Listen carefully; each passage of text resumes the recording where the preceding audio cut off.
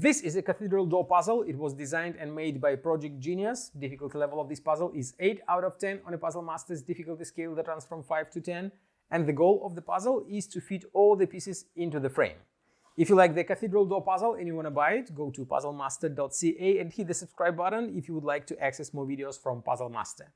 The cathedral door puzzle is made from laser cut plywood. As you can see, there are a lot of small parts here. Actually, cathedral door, I don't think it's the correct name for the puzzle. It looks more like a cathedral window, since you can find such windows in cathedrals. And as you can see, there are a lot of wooden parts that create this beautiful mosaic of the window. And you have to remove all these parts from the frame, mix them, and then try to put them all back inside the frame to create this beautiful, beautiful cathedral door or window.